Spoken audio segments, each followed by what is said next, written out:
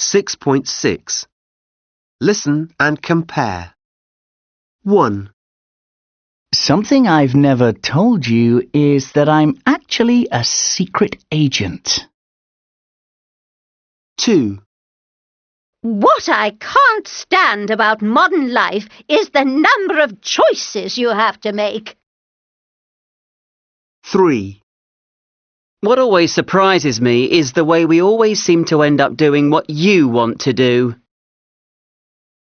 4, The thing that annoys me most is people who talk loudly into their mobiles in public places. Do they think it makes them look important? 5, It's not me who wanted to come to this dump on holiday. Cheap it may be, but there's nothing to do. 6, What the government should do is stop listening to focus groups and get on with governing.